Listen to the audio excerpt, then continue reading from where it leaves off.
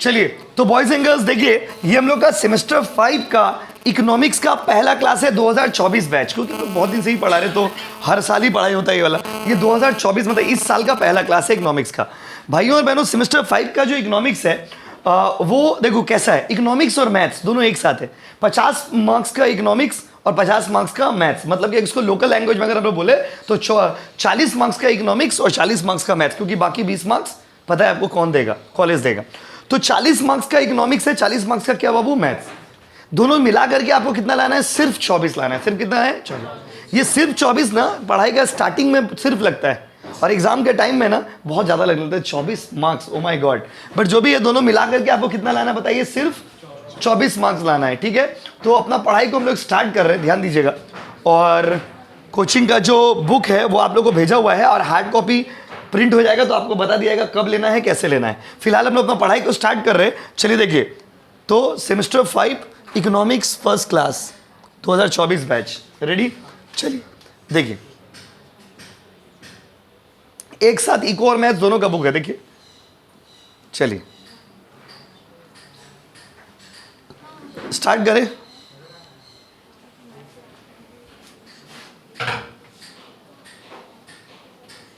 बस अब शुरू हो गया खेला। देखिए माय डियर स्टूडेंट, आप लोगों में बहुत सारे बच्चे बार बार यही मैसेज कर रहे हो कि इकोनॉमिक्स का बुक में ब्लैंक जगह क्यों है।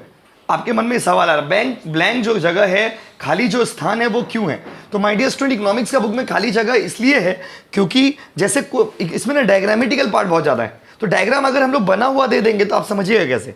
तो खाली जगह इसलिए दिया हुआ है कि उसका आंसर को पढ़ के, समझ के, डायग्राम बना के तब लिखेंगे। आप समझ रहे, हर चीज़ के पीछे एक वजह होता है, बेवजह कुछ नहीं होता है। बहुत सारे बच्चों ने मैसेज किया कि खाली जगह क्यों है। आप सोचो, कुछ तो सोच के दिए होंगे ना खाली। क्लियर है गाइस? चलो तो आज पहला चैप्टर स्टार्ट करते हैं। वी आर ट्राइंग कि पहला चैप्टर आज खत्म हो जाए, क्योंकि ये चैप्टर 2 मार्क्स का आता है, तो इसमें से 2 क्लास इन्वेस्ट करके फायदा नहीं। तो वी विल ट्राई कि पहला चैप्टर हम लोग आज ही खत्म हो जाए, चाहे 5-10 मिनट ज़्यादा भी लगेगा तो चलेगा। तो बॉयज एंड गर्ल्स, टॉपिक को स्टार्ट करते हैं। सबसे पहला टॉपिक है मैक्रो इकोनॉमिक्स क्या है और माइक्रो इकोनॉमिक्स क्या है, क्योंकि आपका जो सिलेबस है उसका नाम है मैक्रो इकोनॉमिक्स। कौन सा इकोनॉमिक्स बोलिए? हाँ, कौन सा इकोनॉमिक्स बोलिए? हाँ, कौन सा बोलिए? मैक्रो। मैक्रो, माइक्रो और मैक्रो में क्या फर्क होता है? आप आज तक जो इकोनॉमिक्स पढ़े हो वो माइक्रो इकोनॉमिक्स पढ़े हो, और आज से जो इकोनॉमिक्स पढ़ोगे वो कौन सा इकोनॉमिक्स पढ़ोगे? Macro. What is macro economics? तो मैक्रो इकोनॉमिक्स और माइक्रो इकोनॉमिक्स में डिफरेंस क्या है? माइक्रो इकोनॉमिक्स इंडिविजुअल बिहेवियर के बारे में पढ़ता है, और मैक्रो इकोनॉमिक्स एग्रीगेट बिहेवियर के बारे में पढ़ता है। मतलब अगर आप पढ़ोगे कि मेरा डिमांड कितना है, ये माइक्रो इकोनॉमिक्स हो गया। और अगर आप पढ़ोगे पूरा इंडिया का डिमांड कितना है, ये मैक्रो इकोनॉमिक्स हो गया। अगर आप पढ़ोगे मेरा इनकम कितना है, ये माइक्रो इकोनॉमिक्स हो गया। अगर आप पढ़ोगे कि पूरा देश का इनकम कितना है, क्या हो गया? Macro economics. अगर आप पढ़ोगे कि हम बेरोजगार है, ये हो गया माइक्रो इकोनॉमिक्स। पूरा देश बेरोजगार है, ये हो गया मैक्रो इकोनॉमिक्स। हम गरीब है, ये हो गया माइक्रो इकोनॉमिक्स। पूरा देश गरीब है, ये क्या हो गया? Macro economics. कॉन्सेप्ट वर्ड में ही कंप्लीट हो गया। माइक्रो इकोनॉमिक्स मैक्रो इकोनॉमिक्स में डिफरेंस क्या बताइए? Micro economics studies about individual behaviour, और macro economics studies about aggregate behaviour of the country as a whole. पूरा देश का बिहेवियर के बारे में क्या पढ़ाता है? Macro economics. Micro economics studies individual behaviour and macro economics studies aggregate demand. तो इंडिविजुअल डिमांड के बारे में माइक्रो इकोनॉमिक्स में पढ़ते हैं। पूरा एग्रीगेट, मैक्रो का मतलब होता है लार्ज, माइक्रो मतलब छोटा। माइक्रो मतलब क्या बाबू? छोटा। अब मैक्रो मतलब बड़ा। तो जब पूरा देश के बारे में पढ़ोगे, पूरा देश के सिस्टम के बारे में पढ़ोगे, that is called macro economics. और जब किसी एक व्यक्ति के बारे में पढ़ोगे, किसी एक पर्सन के बारे में पढ़ोगे, किसी एक इंडस्ट्री के बारे में पढ़ते हो, तो उसको क्या बोलते हैं वो? माइक्रो। तो माइक्रो इकोनॉमिक्स और मैक्रो इकोनॉमिक्स में फर्क क्या हो गया, समझ गए? माइक्रो इकोनॉमिक्स किस में डील करता है? Individual behaviour. और मैक्रो इकोनॉमिक्स किस में डील करता है बताइए? एग्रीगेट बिहेवियर, मतलब behaviour of the country as a whole. पूरा देश का जो बिहेवियर है ना, उसमें डील करता है। कौन बताइए? Macro economics. कौन सा इकोनॉमिक्स बोलो? यस। तो मैक्रो इकोनॉमिक्स और माइक्रो इकोनॉमिक्स में यही डिफरेंस है कि माइक्रो इकोनॉमिक्स इंडिविजुअल में डील करता है, और मैक्रो इकोनॉमिक्स पूरा कंट्री के बिहेवियर में डील करता है, पूरा एग्रीगेट बिहेवियर में डील करता है। चलिए, तो दोनों का डेफिनेशन लिखा हुआ है, डेफिनेशन, स्कोप, ये सब है। वो बाद में डायरेक्ट देखिए हम कहाँ से आपको पढ़ाएंगे। डिफरेंस पढ़ने का तरीका होता है। आप इतना डिफरेंस का दरकार भी नहीं, क्योंकि 2 मार्क्स का क्वेश्चन चैप्टर से आएगा, तो इतना डिफरेंस का दरकार नहीं। टाइपिंग में टाइप कर दिया, अच्छा बात है। आपको समझाते सुनिएगा। Micro economics deal with the individual behaviour. Micro economics बाबू किससे डील करता है बताइए? बोलो ना। यस, माइक्रो इकोनॉमिक्स में हम लोग किसके बारे में पढ़ते हैं? इंडिविजुअल के बारे में। किसके बारे में बोलिए? इंडिविजुअल। अब मैक्रो इकोनॉमिक्स पूरा कंट्री के बारे में। माइक्रो इकोनॉमिक्स में हाउस होल्ड, फर्म, इंडस्ट्री की बात करते हैं और ये फोकस करता है जीडीपी, इन्फ्लेशन, अनएम्प्लॉयमेंट, इंटरेस्ट, ये सब आपको पहले। It analyse the particular small scale, it analyse the large scale, क्योंकि माइक्रो का मतलब ही होता है स्मॉल और मैक्रो का मतलब क्या होता है? अब वो लार्ज। माइक्रो का मतलब क्या होता है? बोलो। अब मैक्रो का मतलब, माइक्रो का मतलब और इसका मतलब, ये लोकल और रीजनल चीजों पे फोकस करता है, ये नेशनल और इंटरनेशनल चीजों पे फोकस करता है, ये इंडिविजुअल के बारे में पढ़ता है, ये गवर्नमेंट के पॉलिसीज के बारे में पढ़ता है। मतलब आप सिंपल लैंग्वेज में आप ये समझ लीजिए ना कि अच्छा, हम आपसे पूछते बताइए, 4 तो पॉइंट आपको हम याद करा देंगे अभी। जल्दी बताइए वो कौन सा इकोनॉमिक्स है जहां इंडिविजुअल के बारे में पढ़ते हैं? कमेंट करो यार, जो लोग ऑनलाइन से देख रहे हो, बताइए वो कौन सा इकोनॉमिक्स है जो इंडिविजुअल के बारे में बात करते हैं? जो पूरा देश के बारे में। और अच्छा, जो इंडिविजुअल डिमांड पढ़ेंगे, जो एग्रीगेट डिमांड, बोलो, बोलिए ना, प्लीज बोलिए। यस। अच्छा, वो कौन सा इकोनॉमिक्स है जहां पर आप एक स्मॉल स्केल में बात करते हैं, जहां लार्ज स्केल? और दोनों का एग्जांपल लिख दीजिएगा। देखिए कुछ नीचे एग्जांपल दिया हुआ है, देखिए जैसे कोई सामान का प्राइस डिटरमाइन करेंगे, ये माइक्रो इकोनॉमिक्स है। कंज्यूमर का इक्विलिब्रियम पढ़ते थे, ये माइक्रो इकोनॉमिक्स है। एक आदमी का इनकम और सेविंग्स है, ये माइक्रो इकोनॉमिक्स है। National income, macro economics. General price level, macro economics. Aggregate demand, macro economics. गरीबी, क्या बाबू? गरीबी, क्या बोलिए? गरीबी, ये भी क्या हो गया बताइए? Macro economics. कौन सा इकोनॉमिक्स? मैक्रो। तो आपको हम पहले ही बता दिए थे, आप दो करके दोनों में एग्जांपल दे दीजिएगा। 2 मार्क्स में पूछेगा difference between micro economics and macro economics, चिपका दोगे। क्या करोगे? चिपका दोगे, मतलब चीटिंग लेके नहीं जाना, पढ़ के जाना, दिमाग नॉलेज से चिपका दोगे। अच्छा, आपसे पूछेगा कुछ मैक्रो इकोनॉमिक्स का स्कोप बताइए, स्कोप पूछेगा। 2 मार्क्स में पूछा है बहुत बार कि right the scope of macro economics. क्या मैक्रो इकोनॉमिक्स में किस चीज के बारे में पढ़ते हैं? तो नेशनल इनकम के बारे में पढ़ते हैं, इन्फ्लेशन मतलब महंगाई के बारे में पढ़ते हैं, गरीबी के बारे में पढ़ते हैं, बेरोजगारी के बारे में पढ़ते हैं। हो गया नेशनल इनकम। 4 पॉइंट लिख दीजिएगा, जल्दी बोलो 4 पॉइंट। स्कोप बताइए क्या क्या है? स्कोप पूछेगा मैक्रो इकोनॉमिक्स का, चाहे एलिमेंट पूछेगा मैक्रो इकोनॉमिक्स का। 4 पॉइंट क्या होगा बताइए? गरीबी, क्या बाबू? गरीबी। बेरोजगारी, क्या बाबू? बेरोजगारी। Poverty, unemployment. National income, national and general pricing. General pricing मतलब होता है जैसे कोई सामान महंगा है, ये इंडिविजुअल प्राइसिंग हो गया। पूरा देश में महंगाई है, ये क्या हो गया? General pricing. देखिए लिखा होगा नेशनल इनकम, बेरोजगारी, inflation, growth, monetary policy, fiscal policy, international trade. मतलब मैक्रो इकोनॉमिक्स में आप जो भी पढ़ते हो ना, that is related to the whole economy. Whole economy मतलब पूरा यस, पूरी कंट्री के बारे में पढ़ते हो, कंट्री के बिहेवियर के बारे में पढ़ते हो, कंट्री का इकोनॉमिक सिचुएशन के बारे में पढ़ते हो। तो जब पूरा स्टडी आप कंट्री से रिलेटेड करोगे तो वो क्या हो जाता है? Macro economics. देखो अब ऊपर में ना डेफिनेशन दिया हुआ, माइक्रो का डेफिनेशन और मैक्रो का डेफिनेशन, रीडिंग मान लो जो। अच्छा, अगर हमको डेफिनेशन नहीं याद है कोई बात नहीं, I have learn the difference. अगर आपने डिफरेंस पढ़ लिया है तो माइक्रो पूछेगा तो ये वाला लिख दोगे, मैक्रो पूछेगा तो वो वाला लिख दोगे। स्मार्ट वर्क करना पड़ेगा, हार्ड वर्क करने से कुछ नहीं होता। बस अब ये हार्ड वर्क के साथ आपको स्मार्ट वर्क पता रहना चाहिए, क्या पढ़ना नहीं पड़ा। आप अगर नॉर्मली बैठोगे पढ़ने के लिए, आप पहले माइक्रो का डेफिनेशन पढ़ोगे, फिर आप मैक्रो का डेफिनेशन पढ़ोगे, फिर आप स्कोप पढ़ोगे। हम क्या किए, डायरेक्ट हम माइक्रो और मैक्रो का डिफरेंस पढ़ ली। इससे क्या हुआ? माइक्रो का डेफिनेशन क्लियर, मैक्रो का डेफिनेशन क्लियर, माइक्रो और मैक्रो का डिफरेंस क्लियर। इसके बाद इन दोनों का स्कोप, एग्जांपल्स भी क्लियर, 4 टोकर के एग्जांपल पढ़ दिए। अच्छा, अब यहां पर आ रही सबसे फेवरेट टॉपिक है, यूनिवर्सिटी ऑफ कैलकाटा का फेवरेट टॉपिक है बाबू, स्टॉक और फ्लो। मतलब यूनिवर्सिटी ऑफ कैलकाटा का फर्स्ट चैप्टर का यूं समझ लीजिए कि हर साल घूर फिर के ही क्वेश्चन दे देता है, stock flow, stock flow, stock flow. भाइयों और बहनों, स्टॉक और फ्लो में क्या कॉन्सेप्ट है? स्टॉक और फ्लो मेजरमेंट का, मैक्रो इकोनॉमिक्स में कैलकुलेशन करने का 2 अलग अलग तरीका है। एक है स्टॉक कॉन्सेप्ट, एक है फ्लो कॉन्सेप्ट। एक क्या बोलिए? दूसरा क्या है बोलो? एक क्या है बोलो ना? दूसरा एक, दूसरा एक, दूसरा यस, चुप मत रहिए। एक क्या है? दूसरा। क्योंकि इकोनॉमिक्स और ऑडिट जैसा सब्जेक्ट आदमी घर में ऐसे भी नहीं पढ़ता है, बात समझे ना। तो स्टॉक और क्या बाबू? फ्लो। तो भाइयों और बहन हो, जैसे कि एमसीक्यू पेपर रहने से तो आदमी थोड़ा लास्ट टाइम में वीडियो देखने भी आदमी मार के आ जाता है एग्जाम में। नॉन एमसीक्यू में नहीं होगा, because you need words, you need contents to write the answers. तो स्टॉक कॉन्सेप्ट और फ्लो कॉन्सेप्ट में फर्क क्या है? फिर यहाँ पे डेफिनेशन है, नीचे डिफरेंस है। हम लोग क्या पढ़ेंगे बोलिए? डिफरेंस पढ़ेंगे। सियाना बनिए, क्या बनिए? सियाना। आ जाओ, रेडी गाइस? अब देखिए हम आपसे पूछते हैं, बताना। देखिए स्टॉक और फ्लो में ना बाबू क्या डिफरेंस है, ध्यान से सुनिएगा। प्लीज आओ ना, प्लीज क्या करो, आ गया देखो। स्टॉक और फ्लो में डिफरेंस ये है कि स्टॉक कॉन्सेप्ट जो होता है ना, वो कोई भी चीज का वैल्यू जब हम लोग eight a particular point of time में निकालते हैं, कोई भी चीज का वैल्यू अगर हम लोग eight a particular point of time में निकालते हैं, इसको क्या बोलते हैं, वो स्टॉक। और किसी भी चीज का वैल्यू अगर हम लोग पीरियड ऑफ टाइम में निकालते हैं, इसको बोलते हैं flow. When you calculate for a particular point of time, ये हो गया स्टॉक। अब पर्टिकुलर पीरियड ऑफ टाइम, ये क्या हो गया, फ्लो। जैसे एग्जांपल दे रहे, तालाब देखो, तालाब is the example of stock, क्योंकि तालाब में एक पर्टिकुलर पॉइंट ऑफ टाइम में एक लिमिटेड पानी होता है। लेकिन नदी देखो, नदी is the example of flow. तब ये तो इकोनॉमिक्स से हट के एग्जांपल हो गया। अब इकोनॉमिक्स में क्या एग्जांपल होगा, आपको क्या करेगा ना, 4-5 नाम दे देगा और आपको बोलेगा आइडेंटिफाई करके बताइए कौन सा स्टॉक कॉन्सेप्ट है, कौन सा फ्लो कॉन्सेप्ट है। आप लोग और थोड़ा बचपन में लेके आते, आप लोग बैलेंस शीट बनाए थे, क्या बनाए थे बाबू, और फिर अभी बनाओगे सेम 5 में तो भर भर के बनाओगे।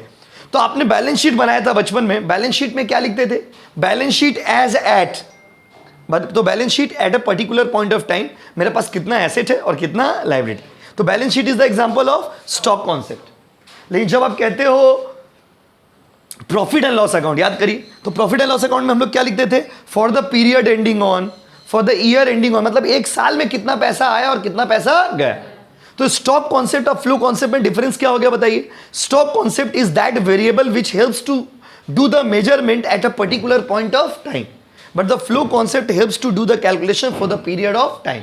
एक पर्टिकुलर पॉइंट ऑफ टाइम में जब आप कैलकुलेशन करोगे, इसको क्या बोलते हैं बताइए, स्टॉक। और जब पर्टिकुलर पीरियड ऑफ टाइम में कैलकुलेशन करोगे तो इसको क्या बोलेंगे बताइए, फ्लो। तो stock concept versus flow concept, clear है गाइस।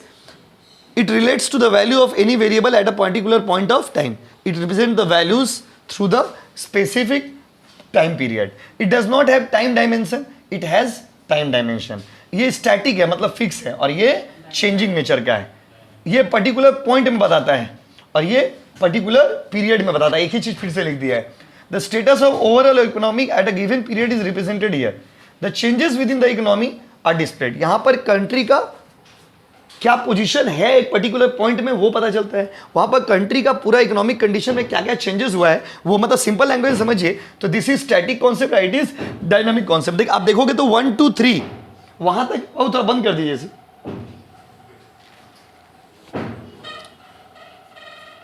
चलिए ओ तार छूट गया होगा, देखिए। तो जल्दी बताइए, इसी बात पे हम पूछते, बताइए वो कौन सा कॉन्सेप्ट है जो पॉइंट ऑफ टाइम में कैलकुलेशन करता, कमेंट करो जोर से, बोलो बोलो यस। और वो कौन सा कॉन्सेप्ट है जो पर्टिकुलर पीरियड में कैलकुलेशन करता है, फ्लो। देखिए सबसे चैलेंजिंग पेपर यही है आपके लिए, बार बार हम आपको एक ही बात बोल रहे हैं, इकोनॉमिक्स और मैथ्स। बात समझिए, इकोनॉमिक्स और मैथ्स सबसे चैलेंजिंग पेपर है सेम 5 के लिए। तो अगर आप अच्छा से निकाल लोगे तो फिर आपका टेंशन खत्म हो जाएगा, क्योंकि सेम देखो बाकी सब सब्जेक्ट्स आपका पहले का पढ़ा हुआ है, लेकिन इसमें दोनों चीज ऐसा है जो कहीं ना कहीं आपके लिए नया है, इकोनॉमिक्स और मैथ्स। लेकिन खुशी का चीज क्या है, दोनों मिला के हमको सिर्फ 24 मार्क्स लाना है। तो आप सिर्फ 24 मत सोच के जाइए, नहीं देखिए 24 ही नहीं है, सिर्फ 24 सोचोगे तो 4 मार्क्स आएगा, यूनिवर्सिटी वाला तो मार्क्स देता नहीं है। तो जल्दी बताइए, पर्टिकुलर पॉइंट ऑफ टाइम में क्या निकालते हो, पीरियड ऑफ टाइम, बोलो ना। और किसका टाइम डायमेंशन नहीं है, स्टॉक। किसका टाइम डायमेंशन है, कौन सा स्टैटिक मतलब फिक्स है, कौन सा चेंजिंग है, डायनामिक है, यस। अच्छा अब ऐसे दे देगा एग्जाम में, देखिए कुछ एग्जांपल दे देगा, आपको बताना। आया हुआ क्वेश्चन है ये, मतलब ये यूनिवर्सिटी में आया था, सेम क्वेश्चन आया था कि बताइए कौन सा स्टॉक कॉन्सेप्ट, कौन सा फ्लो, बिना देखे हुए आप लोग बताना। पहले कैपिटल कौन सा कॉन्सेप्ट होगा, कैपिटल कैसे कैलकुलेट करते हैं कि आज हम 5 करोड़ रुपया लगाए तो eight a particular point of time में, तो कैपिटल कौन सा कॉन्सेप्ट हो गया बताइए, स्टॉक। कैपिटल कौन सा कॉन्सेप्ट है, बोलो बोलो ना, capital is the stock concept. कैसा कॉन्सेप्ट बाबू, यस स्टॉक कॉन्सेप्ट। क्यों, आपसे बोलेगा जस्टिफाई रीजन, आपको बोलेगा क्लासिफाई स्टॉक और वेरिएबल विथ एक्सप्लेनेशन, तो रीजन के साथ। अब अगला पॉइंट में आइए, अगला पॉइंट में देखिए क्या है, सेविंग्स क्या होगा, फ्लो। क्योंकि सेविंग एक पीरियड ऑफ टाइम में मापते हैं कि इतना आज मेरा इतना, इस साल में इतना रुपया सेविंग्स हुआ। जीडीपी क्या है, जीडीपी भी एक फ्लो कॉन्सेप्ट है, क्या एक साल में इंडिया का जीडीपी क्या है। वेल्थ एक स्टॉक कॉन्सेप्ट है कि आज मेरा पास इतना रुपया प्रॉपर्टी है। और लॉसेस भी कैसा कॉन्सेप्ट है, फ्लो। अब सिंपल में समझो ना, कोई भी चीज जो पीरियड का निकालते हैं वो फ्लो कॉन्सेप्ट हो गया, और जो पर्टिकुलर पॉइंट ऑफ टाइम में निकालते हैं ये क्या हो गया, स्टॉक कॉन्सेप्ट। अभी मेरा पॉकेट में 100 रुपया, ये कौन सा कॉन्सेप्ट हो गया, और आज दिन भर में हम 100 रुपया कमाए, ये कितना कॉन्सेप्ट, क्लियर है गाइस, कंप्लीट। सारे टॉपिक हो गए। अब आइए, अब बहुत सारा वर्ड्स है इस चैप्टर में, समझे ना। जब आप मैक्रो इकोनॉमिक्स पढ़ोगे ना तो बहुत सारे वर्ड्स है जो आपको बार बार मिलेंगे, सम बेसिक कॉन्सेप्ट्स वो जो बार बार इस सिलेबस में आपको मिलेंगे। आप प्रैक्टिकली समझिए तो आपका एग्जाम वाला टॉपिक हो गया। ये दोनों में से एक तो घूर फिर के हर बार एग्जाम में आ ही जाता है। माइक्रो इकोनॉमिक्स, उसका स्कोप और आपका स्टॉक फ्लो और उसका आइडेंटिफिकेशन, खत्म चैप्टर। अब जो कॉन्सेप्ट पढ़ाएंगे वो मतलब आगे इसी चैप्टर में काम आएगा। इस चैप्टर में जो बेसिक वर्ड्स है वो सारे वर्ड्स आप पढ़ोगे। पहला वर्ड है ओपन इकोनॉमी, क्लोज इकोनॉमी। वो ज्यादा बड़ा लिख दिया, उतना लिखने का दरकार नहीं था। 2 मार्क्स में पूछेगा, explain the difference between open economy and close economy. सब इस चैप्टर का नाम ही है इंट्रोडक्शन। इस चैप्टर से 2 मार्क्स का 1 क्वेश्चन देगा, बस कोई भी 2 मार्क्स का 1 क्वेश्चन दे देगा। तो भाई ओपन इकोनॉमी क्लोज इकोनॉमी में क्या डिफरेंस है, इसमें से कोई 3 तो पॉइंट पढ़ना है बाबू, 3 से 4 पॉइंट बस। तो बाबू ओपन इकोनॉमी या क्लोज इकोनॉमी में डिफरेंस ये है कि ओपन इकोनॉमी वो होता है ना जो दूसरे कंट्री से इंटरैक्ट करता है, जहां पर दूसरे कंट्री के लोग पैसा इन्वेस्ट करते हैं। और क्लोज इकोनॉमी वो है जहां पे इंटरेक्शंस नहीं होते, ना आप दूसरा से लोगे ना आप दूसरा को दोगे। ये हो गया क्लोज इकोनॉमी। और जब आप दूसरा कंट्री से लेते हो और देते हो, this is called open economy. Sir क्या लेते हो क्या देते हो? गुड्स एंड सर्विसेज, मनी का फ्लो, इन्वेस्टमेंट। बात समझे, जब 2 कंट्री के बीच में खुला ट्रांजेक्शन होता है, खुला मन से ट्रांजेक्शन होता है, इसको बोलते हैं ओपन इकोनॉमी। और जब 2 कंट्री में ट्रांजेक्शन्स बंद हो जाते हैं, ना वो हम लोग का देश को कुछ देगा ना हम लोग का देश को कुछ देंगे, तो ये क्या हो गया बताइए? क्लोज। अभी जो हम लोग क्लास करिए क्लोज है ना ओपन है? बताइए। ओपन है क्लास, तो पूरा पाड़ा का आदमी खड़ा होकर देख रहा है क्या क्लास को? क्लोज क्लास है, कोई बाहर का आदमी आ पा रहा है नहीं, सिर्फ आप बैठे हो और हम बैठे। तो ये कौन सा इकोनॉमी हो गया बताइए? क्लोज। यही होता है क्लोज इकोनॉमी, जब दूसरा कंट्री से इंटरेक्शन नहीं। और ओपन इकोनॉमी मतलब आओ पैसा लगाओ, आओ पैसा लगाओ, पैसा दो लो, इन ट्रांजेक्शन करो, कुछ तुम खरीदो कुछ हम खरीदेंगे। तो ये होता है ओपन इकोनॉमी। तो ओपन इकोनॉमी वो होता है which has the interactions with the outside world, and the close economy वो होता है जिसका आउटसाइड वर्ल्ड से इंटरेक्शन नहीं है। बस खत्म। देखिए, close economy has no relation with the world economy, open economy has relation with the world. Close economy follow guidelines, क्योंकि ये अपना देश के अंदर ही काम करता है। Open economy follows principal guidelines for the market system, क्योंकि लोग दुनिया के हिसाब से काम करता है। Only domestic output is traded. Close economy में सिर्फ देश का सामान यूज करोगे, डोमेस्टिक माल, सिर्फ देसी सामान यूज होगा, बाहर का सामान यूज नहीं हो। लेकिन जब आप क्लोज इकोनॉमी, ये ओपन इकोनॉमी में जाइएगा ना, जैसे क्लोज, अगर इंडिया क्लोज इकोनॉमी हो गया, बात समझे, तो इंडिया में क्या होगा बताइए? हम लोग कोई भी चीज फॉरेन ब्रांड यूज नहीं करेंगे, सारा डोमेस्टिक ब्रांड यूज करेंगे। बात समझे ना। और जब ओपन इकोनॉमी है हम लोग, तो हम लोग का ओपन इकोनॉमी होने के कारण क्या है? आप जितना टेक्नोलॉजिकल गुड्स देख रहे हो, जिस बोर्ड में आपको हम पढ़ा रहे, ये पंखा, ये एसी, जितना चीज देख रहे, ऑलमोस्ट सामान क्या है देखिए? Foreign brand. जितना टेक्निकल, स्पेशली टेक्नोलॉजिकल गुड्स जो भी हम लोग यूज करते हैं, 90% टेक्नोलॉजिकल गुड्स क्या है बताइए? जो बाहर का कंट्री से आया हुआ है, फॉरेन कंट्री का है, क्योंकि ओपन इकोनॉमी है। इसीलिए हम लोग का सामान वाला, हम लोग भी दुनिया वाला को देते हैं क्या? तंबाकू, टोबैको। हम लोग क्या देते हैं बाबू? टोबैको। हम लोग टोबैको एक्सपोर्टर है, टोबैको, मसाला, गेहूं है, तो हम लोग एग्रीकल्चर प्रोडक्ट एक्सपोर्ट करते हैं। इसमें मसाला हम लोग खिलाते हैं दुनिया वाला को, गांजा, अफीम। बस आ जाओ, इधर आओ। This economy neither borrower nor lends. देखिए फिर क्लोज इकोनॉमी ना तो लेता है ना तो देता है, और ओपन इकोनॉमी लेता भी है और फंड का बात हो रहा, पैसा। देखिए उसके बाद क्या बोला है, तो यही बहुत सारा पॉइंट है, 4-5 तो। क्लोज इकोनॉमी रिजिड है, ओपन इकोनॉमी लिबरल है। लिबरल मतलब सॉफ्ट, यहाँ पे पॉलिसीज बहुत सॉफ्ट पॉलिसीज होते हैं, ज़्यादा हार्ड पॉलिसीज नहीं होता है। कोई भी 4 तो पॉइंट रैंडमली याद कर लीजिएगा, आपको हम बताई दी। जल्दी बताइए वो कौन सा इकोनॉमी है जो क्लोज है? क्लोज। तो बच्चे वाला आंसर हो गया। तो वही बात हो गया, 7 बजे वाला बैच कितना बजे से? तो 7 बजे। तो क्लोज वो कौन सा इकोनॉमी है जो क्लोज है बताइए? क्लोज। जो खुला हुआ है ओपन इकोनॉमी, जहां पर दूसरा देश से लेते भी और देते भी, जहां ना लेते हैं ना देते हैं, क्लोज। वो कौन सा कंट्री है जहां पे पॉलिसी स्ट्रिक्ट होता है? क्लोज। और जहां पे पॉलिसी सॉफ्ट होता है? अब आइए अगला concept, economic goods and non economic goods. ध्यान से सुनिएगा। देखिए बोला है 2 तरह के गुड्स होते हैं माय डियर स्टूडेंट, एक इकोनॉमिक गुड्स और एक क्या बाबू? Non economic goods. इकोनॉमिक्स में सुनिएगा ध्यान से, बड़ा इंटरेस्टिंग है। इकोनॉमिक्स में गुड्स उन चीजों को ही माना गया है, इकोनॉमिक्स में गुड्स उन चीजों को ही माना गया है जिसका पैसा होता है। Something which is free that is not goods in economics. Economics में उन चीजों को गुड्स नहीं माना गया है जो चीज क्या है? फ्री। अगर कोई चीज फ्रीली अवेलेबल है तो वो इकोनॉमिक्स के हिसाब से गुड्स नहीं। और ये अच्छा बात भी है, क्योंकि देखो we value only those things for which we have to pay the price, and we have to pay the price for those things which are scarce. हम लोग को पैसा उन चीजों का देना पड़ता है ना जो चीज कम है।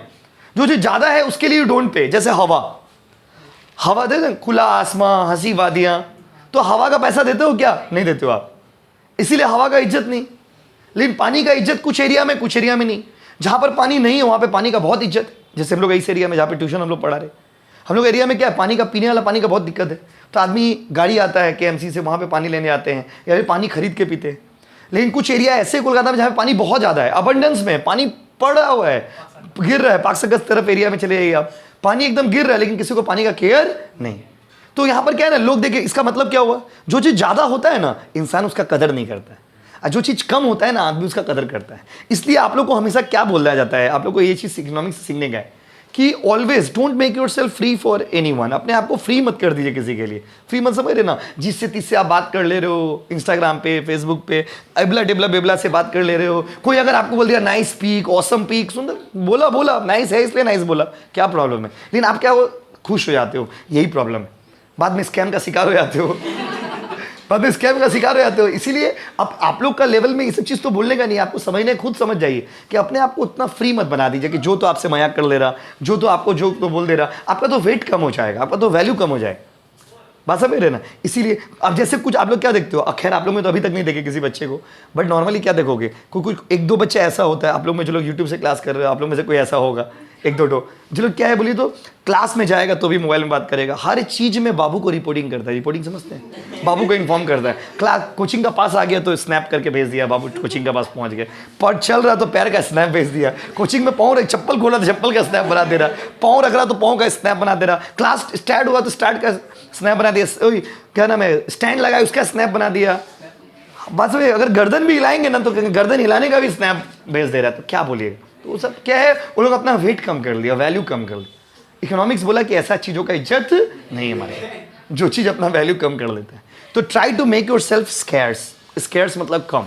अपने आप को जितना कम बनाओगे उतना आपका वैल्यू होगा, क्योंकि इकोनॉमिक्स में गुड्स उन लोगों को ही माना जाता है, उन चीज़ों को ही माना जाता है जो चीज़ कम होता है, और क्योंकि उसके लिए हम लोग पैसा पे करते हैं। जो चीज़ ज़्यादा होता है वो फ्री में मिल जाता है और उसका कोई इज्जत नहीं। आप अगर अपना रिलेटिव का घर ही जाते हो, रोज जाओगे, देखो इज्जत नहीं देगी। जैसे आप कभी मौसी का घर गए तो मौसी का पाँव छुए, मौसी आपको 100 रुपये दे दी। आप रोज जाइए मौसी का घर, रोज पाँव छुइए, लास्ट में मौसी लात मार देगी, भाग बेटा रोज आ जाता है पैर छूने के लिए, गरीब कहीं का, ऐसे बोलेगी मम्मी। इधर the goods which are scarce are not available free can be termed as economic goods and any individual has to pay some price to avail economic goods. कच्चा तेल, आयरन और हर चीज जो बाजार में बिकता है ना बाबू, वो स्केर्स है, समझ लीजिए आप।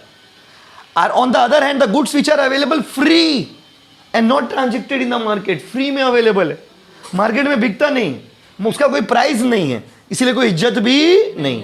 नेचुरल लाइट, बात समझे। एयर का गुड्स नहीं है, क्यों नहीं है बताइए, क्योंकि एयर बहुत ज्यादा अवेलेबल है। लेकिन एयर गुड्स बन गया था कब बताइए, कोविड का जब सेकंड वेव आया था ना, तो एयर भी गुड्स बन गया था। ऑक्सीजन 20-20 हज़ार रुपये में बिकता था, 50-50 हज़ार रुपये में बिकता था ऑक्सीजन, क्योंकि ऑक्सीजन का ही कमी हो गया था। तो हर वो चीज गुड्स होता है ना बाबू इकोनॉमिक्स के हिसाब से, जो क्या होता है कम, और जिसके बदले आप क्या देते हो, प्राइस। जो चीज ज्यादा है, जो चीज फ्रीली अवेलेबल है, वो इकोनॉमिक्स के हिसाब से गुड्स नहीं। क्लियर है गाइस, ये सब इकोनॉमिक्स के टर्म है। Economic and non economic service, फिर वही बात। आपकी मम्मी सुबह से लेकर के रात तक घर में इतना काम करती है, उसका कोई इज्जत नहीं है, क्यों बोलिए, क्योंकि वो फ्री में करती है, उसके बदले पैसा नहीं मिलता। इकोनॉमिक्स बोलता है कि हर वो चीज सर्विस है जिसके बदले पैसा मिले, फ्री में अगर आप करते हो। जैसे बात समझिए, आपका भाई का शादी है और उसमें आप नाच रहे हो, आप गाना चला के नाच रहे हो, आपको पैसा मिला क्या, तो ये इकोनॉमिक्स के हिसाब से सर्विस नहीं है। वही अगर आप सबका शादी में जाते हो, नाचते हो, 100 रुपया लेके आ जाते, ये सर्विस हो गया। ये क्या हो गया, वो सर्विस। समझ, इकोनॉमिक्स उसी चीज को मानता है जिसका क्या हो, पैसा। इकोनॉमिक्स मतलब पैसा, पैसा मतलब इकोनॉमिक्स। इकोनॉमिक्स के नजर में पैसा से बढ़ के कुछ भी नहीं। प्यार, मोहब्बत, इमोशन को इकोनॉमिक्स कुछ इज्जत नहीं देता है। ये कोई सर्विस है क्या बताइए। आप ना बाबू को केक खिला रहे हो, सर्विस दे रहे हो ना, केक खिला रहे हो तो सर्विस ही तो दे रहे हो। क्या इसमें पैसा मिलेगा, नहीं, फ्री का है। फ्री में भी है, बाद में क्या ठुकरा के मेरा प्यार इंतकाम देखोगी, फिर बाद में गाली गलौज झगड़ा लड़ाई, यही तो होना है, वो कंसिक्वेंसेस ऑफ लव। बस में अल्टीमेटली क्या होगा, प्यार का अंजाम तो यही होना है, बस समझे। तो यहाँ पर भी यही बोला है कि हर वो चीज जो फ्री है वो सर्विस नहीं। हम जो आपको ट्यूशन पढ़ा रहे, ये इकोनॉमिक्स में सर्विस है, क्योंकि आप हमको इसके बदले क्या दे रहे हो, क्या दे रहे हो? फीस दे रहे हो, सैलरी दे रहे हो? सैलरी देते हैं तब जब, अभी तो पड़ा है टैक्स में सैलरी, हम आपका नौकर थोड़ी है। बस समझे? तो आप हमको फीस दे रहे हो और ये सर्विस है इकोनॉमिक्स के हिसाब से। लेकिन वही अगर मान लीजिए हम अपना बेटा को ट्यूशन पढ़ाएंगे तो ये सर्विस नहीं है। बात समझे? अपना बेटा को पढ़ा के अपना धर्म पत्नी से तो पैसा नहीं ना मांगेगा आदमी कि प्लीज पैसा दीजिए ना, आपको बेटा को ट्यूशन पढ़ाए। फिर घर में रहना भी प्रॉब्लम हो जाएगा। इधर देखिए, the service which can be availed in exchange of price are the economic service. Doctor, engineer, lawyer, tax consultant, some service are provided free क्या बाबू? Free non economic service. For example, domestic service provided by millions of हाउस वाइफ्स in India. करोड़ों करोड़ों महिलाएं अपना घर में काम करती है, कोचिंग में मासी आती है काम करने के लिए, वो इकोनॉमिक सर्विस है क्योंकि मासी को पैसा मिलता है। लेकिन आप अभी घर में आकर के झाड़ू दीजिएगा अपना घर में, नहीं दोगे अपना घर में झाड़ू? देना चाहिए। सीखोगे कब? नहीं अभी नहीं दोगे तो कब सीखोगे? अब एक ना एक दिन आपको ये भी तो करना ही है ना, लाइफ का तो पार्ट है ये सब चीज। झाड़ू देना, बर्तन धोना, ये सब आना चाहिए। You should be dynamic in your activities. बात समझे? जिंदगी देखो, जीवन भर आप कितना भी बड़ा क्यों ना हो जाइए, जीवन में अपना पाँव हमेशा जमीन पे ही रखने का है। बात समझे ना? जिस पाँव उठा दीजिएगा गड़बड़ हो जाएगी। इसीलिए आपको हर चीज आना चाहिए। You should be flexible. कभी कभी कोचिंग में मान लीजिए मासी नहीं आते, हम लोग अपने से साफ कर लेते हैं कोचिंग, कोई प्रॉब्लम नहीं, क्योंकि अपना घर है, क्या प्रॉब्लम है? तो ये आपको आना चाहिए। आप समझिए, ये चीज आपको सीखना पड़ेगा। लेकिन वो इकोनॉमिक्स में कोई इज्जत नहीं, क्योंकि कैसा एक्टिविटी है? नॉन इकोनॉमिक सर्विस है। अगला देखिए, कंज्यूमर गुड्स कौन सा होता है? पढ़ाई थे आप। कंज्यूमर गुड्स वो होता है जो हम लोग डायरेक्टली यूज करते हैं अपना डेली लाइफ में। तेल, साबुन, हल्दी, मिर्चा, धनिया, ये सब कौन सा गुड्स है बताइए? कंज्यूम, क्योंकि हम लोग डेली लाइफ में यूज करते हैं। अगला है इंटरमीडिएट गुड्स। इंटरमीडिएट गुड्स मतलब जो सामान किसी सामान को बनाने में यूज होता है, उसको इंटरमीडिएट गुड्स बोलते हैं। जैसे कि एक्सीलेंट, आटा से बनता है पूड़ी, आटा से बनता है रोटी। अच्छा, आप लोग पूड़ी खाते हो ना मैदा खाते हो? सोच के बोलो, पूड़ी की मैदा? पूड़ी खाते हो कि मैदा खाते हो? मैदा से बना हुआ पूड़ी। तो मैदा कौन सा गुड्स हो गया? इंटरमीडिएट। अब पूड़ी क्या हो गया? फाइनल गुड्स, मतलब कंज्यूमर गुड्स। खाते क्या हो? पूड़ी। क्या ऐसा है किसी दोस्त का बर्थडे में गए, उसका मम्मी आपको आटा दे दी, लो आटा खा लो, या सुबह उठ के लिए मम्मी थोड़ा आटा दीजिए, आज आटा खाने का मन कर रहा है, क्योंकि आटा यूजेबल कंडीशन में नहीं है ना, तो वो इंटरमीडिएट गुड्स है। कौन सा गुड्स है बताइए? इंटरमीडिएट। जैसे आप लोग बार बार बोले सर बुक कब दीजिएगा, बुक कब दीजिएगा, अभी तो एक सप्ताह भी क्लास स्टार्ट हुआ नहीं हुआ, तो बुक आपको हम क्या पेज दे दे? बोलिए पेज दे दे रहे, जीरोक्स करके रखा हुआ है। अब पहले बुक बनेगा, देखो डिजाइनिंग हो गया, बुक का फॉर्मेटिंग हो गया, अब उसका क्या होगा? प्रिंटिंग होगा, प्रिंटिंग करके सारा निकलेगा, फिर उसके ऊपर बाइंडिंग होगा। जब आपको बुक देंगे लाजवाब, आपको देख लगेगा वाह कितना सुंदर बुक है, तो बाइंडिंग होगा, बाइंडिंग में टाइम लगेगा, तब आपको जाकर के हाथ में बुक मिलेगा। आप बोलिए कि आपको इंटरमीडिएट गुड्स चाहिए तो जाइए वहां पे, आपको कोई इस पेज एक दो पेज हाथ में धरा देगा, पढ़ते रहिएगा। तो इंटरमीडिएट मतलब क्या? जो अभी यूजेबल कंडीशन में नहीं है। The goods which are used at same point in production process rather than final consumption. For example, farmer purchase high yielding variety seeds. Seed मतलब बीज, फर्टिलाइजर, केमिकल, ये सब क्या है? Intermediate goods. तब जाके ना क्रॉप होता है। क्रॉप मतलब फसल, जो अभी भी प्रोडक्शन नहीं हुआ है भाई। अगला है कैपिटल गुड्स। कैपिटल गुड्स मतलब जो प्रोड्यूस मीन्स ऑफ प्रोडक्शन, जो प्रोडक्शन में यूज होता है, मशीन्स, वो सब कौन सा गुड्स है बाबू? Capital. Building, truck, ship, aircraft. अगला है प्रोड्यूसर गुड्स। प्रोड्यूसर गुड्स मतलब होता है वो सामान जो बिजनेसमैन लोग यूज करते हैं प्रोडक्शन पर्पस में। आप समझिए, तो कैपिटल गुड्स और प्रोड्यूसर गुड्स एक ही है, अलग से लिख दिया है। अब फाइनल गुड्स मतलब which are finally you can use it, finally ready to use, उसको बोलते हैं फाइनल गुड्स। एक ही वर्ड का अलग अलग टर्म यूज किया गया, समझे ना। अगला है कंजम्पशन। कंजम्पशन क्या होता है भाई? जो भी पैसे वो आदमी जब कमाता है ना, तो दो पार्ट में बढ़ जाता है। तो इनकम का वो पार्ट जो हम लोग यूज करते हैं उसको कंजम्पशन, और जो बचा लेते हैं उसको क्या बाबू? सेविंग्स। Consumption, savings, investment. तो आपको देखो एक अच्छी बताते हैं, ये तीनों ना इंटर रिलेटेड है। देखिए इधर हम लिखते हैं, ये सब एक दूसरे से रिलेटेड है। हम पहले क्या होगा? कमाएंगे तो कुछ पार्ट हम लोग खा लेंगे, कंजम्पशन, कुछ पार्ट हम लोग बचा लेंगे, सेविंग्स। और सेविंग ही बाद में जाकर के क्या बन जाएगा? इन्वेस्टमेंट। बोलो हाँ कि नहीं? लिंक समझिए, पहले क्या होगा? पहले कमाओगे ना खाओगे? पहले कमाओगे, कमाने के बाद कमाने में से कुछ पैसा आप खर्चा कर लोगे, जो खर्चा कर लोगे वो क्या हो जाएगा? और जो बच नहीं खर्चा करोगे, और सेविंग्स बाद में क्या हो जाएगा? बोलो ना, कम ऑन। आदमी पैसा बचाता है, फिर जाकर तो जमीन खरीद लेता है, इन्वेस्टमेंट। बचाता है, फिर जाकर के घर खरीद लेता है, ये क्या हो गया? इन्वेस्टमेंट। बचाता है, फिर जाकर के एक तो बिल्डिंग खरीद ले, क्या हो गया? इन्वेस्टमेंट। अच्छा, ये जो बोर्ड हम खरीदे, ये क्या एक दिन में खरीद लिए होंगे? 7 साल ट्यूशन पढ़ाए तब जाके बोर्ड खरीदे, मतलब 7 साल से पैसा जमा करे थे कि पैसा होगा मेरे पास, तब जाके एक तो बोर्ड खरीदेंगे। तो सेविंग्स ही बाद में इन्वेस्टमेंट है। तो लेकिन ये आज के डेट में मेरा क्या है, इन्वेस्टमेंट, क्योंकि ये एसेट है। जो भी चीज़ आपको बिजनेस में हेल्प करे, फ्यूचर में बेनिफिट दो, आपके लिए क्या हो गया, एसेट। ये हम लोग का रूम, ये मेरा क्या है, इन्वेस्टमेंट है। लेकिन इन्वेस्टमेंट एक दिन में तो नहीं ना होगा कि करोड़ों रुपया थोड़ी आदमी कमा रहा है कि पेड़ है जाएंगे निकाल के ले फेंक दे, बाबू जाओ घर खरीद लो, जाओ BMW कार खरीद लो, ऐसे पॉसिबल थोड़ी है। एक पहले कंजम्पशन, खाएगा, खाने के बाद जो बचाएगा, पहला प्रायोरिटी आदमी का कंजम्पशन होता है, क्योंकि पहले आदमी कंज्यूम करेगा, खाने होने के बाद खर्चा वर्चा करने के बाद जो पैसा बच जाएगा वो सेविंग्स, अब बाद में उसी को हम लोग लगा देंगे किसी चीज पर्पस के लिए, प्रोडक्टिव पर्पस के लिए, जिससे रेवेन्यू जनरेट हो, क्या हो गया, सेविंग। इन्वेस्टमेंट क्या हो गया, वो इन्वेस्टमेंट। जैसे बात समझिए, मान लीजिए मेरे पास 1 लाख रुपया हुआ, 1 लाख रुपया में हम क्या किए, चलिए 2 लाख रुपया हुआ, 2 लाख रुपया में हम क्या किए, एक तो बाइक भी खरीद लिए। हम सोच रहे कि हम बाइक खरीदे या फिर हम बोर्ड खरीदे कोचिंग का, हम अपना बात बता रहे हैं आपको, बाइक खरीदे या कोचिंग का बोर्ड खरीदे। अब आप बताइए, बाइक जो खरीदेंगे ना वो मेरे लिए इन्वेस्टमेंट है, लेकिन that is non productive investment. और ये जो कोचिंग है ना, कोचिंग में या जो बोर्ड है, ये मेरे लिए कैसा इन्वेस्टमेंट बताइए, प्रोडक्टिव इन्वेस्टमेंट। क्यों बताइए, हम अगर एक बाइक खरीदते हैं, वो बाइक पे सिर्फ कौन चढ़ेंगे, हम चढ़ेंगे। और आपको पता होगा बाइक एक ऐसा एसेट है जिसका वैल्यू धीरे धीरे घटेगा। बाइक का वैल्यू तो कभी बढ़ेगा नहीं ना जी, वो तो घटते ही जाएगा, वैल्यू तो इसका भी नहीं घटेगा, बढ़ेगा, लेकिन ये हमको रेवेन्यू जनरेट करने में हेल्प करेगा, मतलब कोचिंग पढ़ाने में हमको सुविधा हो। जैसे हम लोग लाइव क्लास ही कराते हैं तो सम्स नहीं रहता था पहले, अब क्या सम्स बुक लेके बैठा आदमी मोबाइल में खोल के देख रहा है तो दिक्कत होता था। अभी क्या है, ये पूरा पैनल में सब कुछ है, ये एक तरह से मोबाइल है, कुछ लाने का दरकार नहीं, आते हैं ऑन किए बस क्लास स्टार्ट हुई। तो ये तो हमको क्लास कराने में सुविधा हो रहा है ना, ये मेरे लिए अच्छा एसेट है ना, बाइक खरीदना अच्छा डिसीजन है, बताइए। तो अब कभी भी जिंदगी में जब आपके पास पैसा होगा और आप जब पैसा इन्वेस्ट करोगे तो आप एक बार ये देखना जरूर कि आप जो खरीद रहे हो वो कितना प्रोडक्टिव है, कितना अनप्रोडक्टिव है। Bike is the unproductive investment. हम घर साइकिल से भी आगे आ जा सकते हैं, हम घर रिक्शा से भी जा सकते हैं, पैदल भी जा सकते हैं, लेकिन कोचिंग पढ़ाने के लिए ये बोर्ड मेरा हेल्प करेगा, हमको सुविधा होगा, हम फास्ट काम कर पाएंगे, बहुत सारे रिसोर्सेज है। अभी मोबाइल लेके क्लास नहीं कराना पड़ता क्योंकि इसी में मोबाइल है, खुद अपने आप में एक मोबाइल। तो मेरे लिए क्या हो गया, प्रोडक्टिव इन्वेस्टमेंट। तो बताइए, हमेशा पैसा उस जगह लगाना चाहिए जहां से रेवेन्यू जनरेट। आज आदमी शौक का सामान तब खरीदता है जब आपके पास बहुत पैसा हो, जब पैसा बहुत हो गया, एक्स्ट्रा पैसा हो गया, चलो अब शौक का सामान खरीद लेते हैं। लेकिन पहले हमेशा आदमी को उन चीजों में पैसा लगाना चाहिए जहां से क्या जनरेट हो, रेवेन्यू। याद रखिएगा। देखिए, इन्वेस्टमेंट में increase in stock of capital. For example, investment would imply increasing capital stock of the country. Investment दो तरह का है, रियल इन्वेस्टमेंट और पोर्टफोलियो इन्वेस्टमेंट। रियल इन्वेस्टमेंट का मतलब क्या हो गया, इन्वेस्टमेंट इन assets like machine, building, generating station, railway tracks, ये सब क्या होगा, रियल इन्वेस्टमेंट। और पोर्टफोलियो इन्वेस्टमेंट का मतलब क्या हो गया बताइए, purchase of share and debenture. Share और डिवेंचर में पैसा लगाएंगे तो क्या हो गया, पोर्टफोलियो इन्वेस्टमेंट।